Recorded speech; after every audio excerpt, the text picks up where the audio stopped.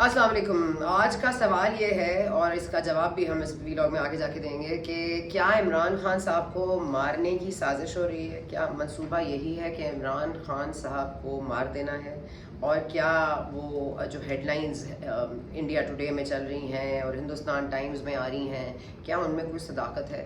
तो आज हम इसका जवाब आपको देंगे कि क्या इमरान खान साहब को स्लो पॉइजनिंग की जा रही है। लेकिन उससे पहले ज़रा थोड़ा सा रीकैप कर लेते हैं। तो इमरान खान साहब को अगर हम टाइम लाइन थोड़ी सी देख लें तो इमरान खान साहब को 5 अगस्त को उनके घर जमान पार्क से गिरफ़्तार किया था, और उनको गिरफ़्तार किया गया था तोशाखाना रेफरेंस पे। उसके बाद तोशाखाना केस में उनकी गिरफ़्तारी अमल में आई और 2 दिन ही ना गुजरे थे कि साइफ़र वाला मामला भी आगे आगे आ गया। उसके बाद हमने देखा जी अलकादर ट्रस्ट वाला 190 मिलियन पाउंड वाला केस भी खुल गया, उसमें भी बातें आ गई। फिर अचानक से जो उनके प्रिंसिपल सेक्रेटरी थे वो भी मंजर आम पर आ गए, वो भी कुछ कन्फेशंस करने लग गए। अब ये confessions of principal secretary Azam Khan साहब ये किधर लेके जा रही हैं मामलात को। फिर शाह महमूद कुरैशी साहब के हवाले से भी बातें होना शुरू हो गई। लेकिन उसके बाद हम देखें तो 26 सितंबर को इनको तोशाखाना केस में जो गिरफ्तार किया गया था उसकी जो उसका जो चालान है अब वो साइफर केस का उन पर लगाया गया, और उस बुनियाद पे उनको अटक से अडियाला जेल मुंतकिल कर दिया गया। ये बात है अब 26 सितंबर की। फिर अगर हम आ जाएं 2 अक्टूबर पे, तो आज जब ये जो केस की समाअत कर रहे हैं जस्टिस अब्दुल हसनात जुल्करनैन साहब, आज उन्होंने अडियाला जेल में समाअत की जिसमें खान साहब और शाह महमूद कुरैशी साहब को पेश किया गया।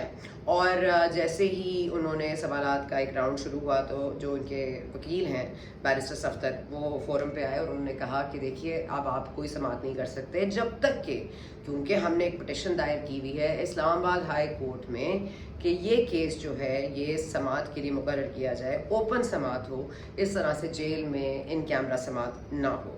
और बार बार ये बात की जा रही है कि ये सीक्रेट ऑफिशियल एक्ट की खिलाफ वर्जी जो 30 सितंबर को जो चालान हुआ वो उसमें ये बार ये बात हो रही थी कि शाह महमूद कुरैशी साहब और इमरान खान साहब दोनों ही सीक्रेट ऑफिशियल सीक्रेट एक्ट के ख़िलाफ़ वर्जी में कटहरे में उनको लाया जाए और उस पर उनका केस बनता है। उन्होंने खिलाफ वर्जी की ऑफिशियल सीक्रेट एक्ट की। उसके बाद हमें पता चला जनाब कि आज जब बैरिस्टर सफ्दर ने कहा कि इस्लामाबाद हाई कोर्ट के फैसले का इंतज़ार किया जाए कि आया ये इन कैमरा होगी या ओपन समाअत होगी, तो इस पर फिर कुछ देर बाद फैसला आ गया। अब chief justice of Islamabad high court justice Aamir Farooq साहब ने यह फैसला दिया है कि समाअत ओपन होगी। और जो ये बार बार इसरार किया जा रहा था क्योंकि इसमें बहुत ही कोई सीक्रेट्स हैं जो कि इन्वॉल्व हैं और ऑफिशियल सीक्रेट एक्ट की बात है और कुछ सेंसिटिव इन्फॉर्मेशन है जो कि पब्लिक में शेयर नहीं की जा सकती, उसको उन्होंने कालअदम करार दे दिया और कहा कि ये समाअत तो बहरहाल ओपन कोर्ट में होगी।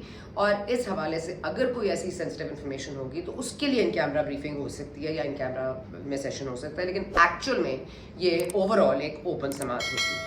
तो अब जस्टिस हसनात अब्दुल जुल्करनैन अब क्या सोच रहे हैं इस बारे में, अब जस्टिस आमिर फारूक साहब इस मामले को देखेंगे, अभी ये देखना बाकी है। लेकिन ये बात बहरहाल डिसाइडेड है कि अब अडियाला जेल में समाअत जो है वो इस तरह से नहीं हो पाएगी। बार बार हमें ये एक्सक्यूज़ भी दिया जा रहा है कि देखिए ना खान साहब को जेल से निकाल कर कोर्ट तक लाना, कोर्ट से वापस जेल तक मुंतकिल करना, इसमें उनके ऊपर सिक्योरिटी थ्रेट भी है, ये सिक्योरिटी थ्रेट का मसला भी है। फिर कोई कह रहा है जी उनको दिल की तकलीफ़ है, फिर कोई कह रहा है जी उनकी टांग का मसला है। और हमें ये बार बार बताया जाता था कि इमरान खान साहब किसी ऐसी मनशियात या सब्सटेंस अब्यूज़ में इन्वॉल्व हैं और बहुत बड़े बड़े दावे किए जाते थे वो उनको वहाँ पे पहुँचा दिया जाएगा और वो क्या हुआ, उनको क्या हो गया। फिर वो मेडिकल बोर्ड तश्कील दिया था, पटेल साहब ने उसकी फाइंडिंग्स हमारे साथ शेयर की थी जिसके ऊपर उनके ऊपर एक केस बन गया था।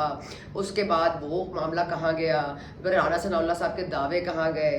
तो बहरहाल ये बात तो तय है कि मेरा ये एनालिसिस भी कह लीजिए, इन्फॉर्मेशन भी कह लीजिए, लेकिन हम सियासत को इतना तो देख चुके हैं कि हमें ये पता है कि वही इसी तरह ये बात सच है जैसे कि राना सनाउल्लाह साहब के साथ हेरोइन को एसोसिएट कर दिया गया था और हेरोइन का एक केस उन पर बनाया गया था।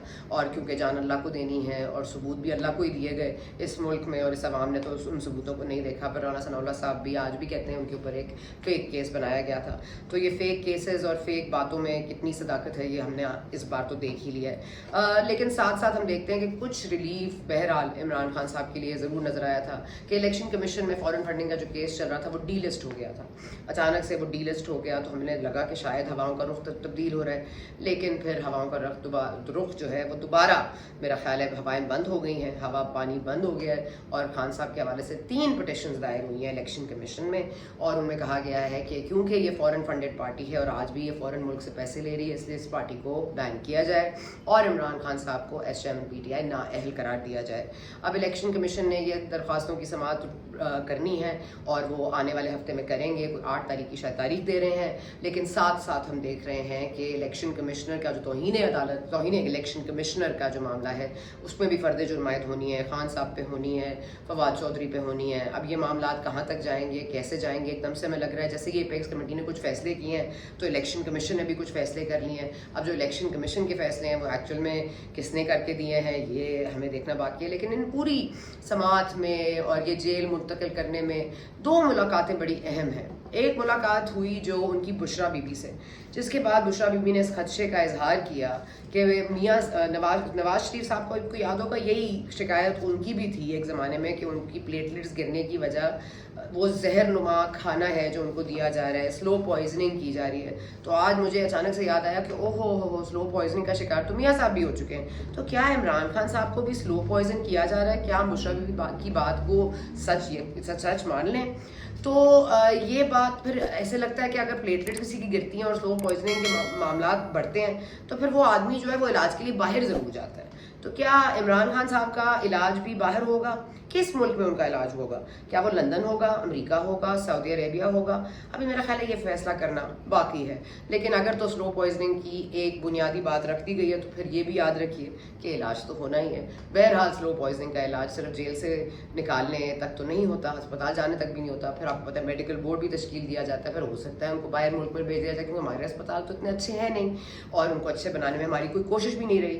لیکن ساتھ ساتھ آج ایک ملاقات ہوئی ہے علیمہ خان صاحبہ کی، اور وہ ہے بڑی انٹرسٹنگ کیونکہ وہ باہر نکل کے علیمہ خان صاحبہ نے جب میڈیا سے بات کی تو انہوں نے کہا کہ خان صاحب کمزور ہو گئے ہیں، ان کا وزن کم ہو گیا ہے، لیکن وہ ابھی بھی ان کے حوصلے جو ہیں وہ بلند ہیں، وہ ابھی بھی اپنے موقف سے نہیں ہٹنے کو تیار، وہ ڈٹے ہوئے ہیں اور وہ کہتے ہیں مجھے بڑے پوری عمر جیل میں رکھے میں کوئی ڈیل نہیں کروں گا.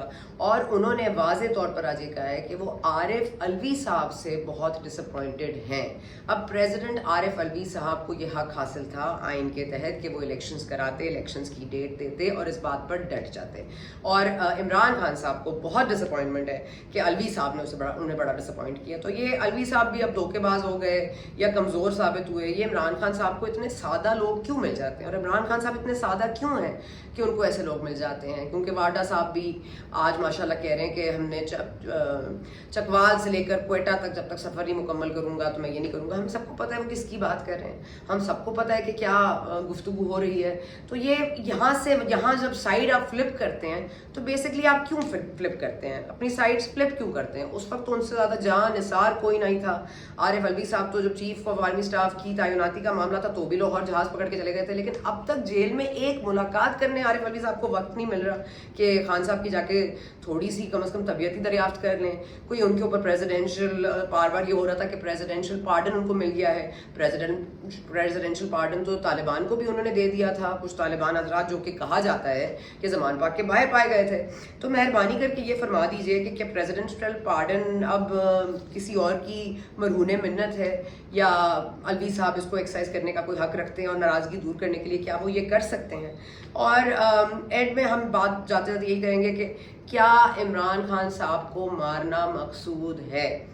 تو میرا یہ خیال ہے، ہم نے جتنی سیاست میں بصیرت رکھتے ہیں اتنی آپ کو بات کریں گے کہ میاں صاحب کو جس طرح سے ملک سے بھیج دیا گیا تھا اور عمران خان صاحب اگر ملک سے جانا نہیں چاہتے تو یہ تو ہو سکتا ہے کہ خان صاحب کے دن نہ گنے جا چکے ہوں، لیکن خان صاحب کی سیاست کے دن بہرحال گنے جا چکے ہیں. اور یہ دن کتنے باقی ہیں پی ٹی آئی کے لیے، پی ٹی آئی کے رہنماؤں کے لیے، اور کتنے ان کے لیے معاملات ایزی ہونے جا رہے ہیں یا ڈیفیکلٹ ہونے جا رہے ہیں وہ ہم ظاہر آنے والے وقت میں دیکھ ہی لیں گے. لیکن ان اینی کیس خان صاحب کو وزن کم ہوگا، دل کی تکلیف ہے، ٹانگ میں تکلیف ہے، لیکن سلو پوائزننگ ہو رہی ہے نہیں، مارا جائے گا نہیں. لیکن سیاست کا رستہ بہرحال بند ہوگا. اگلے ولاگ کے لیے اجازت.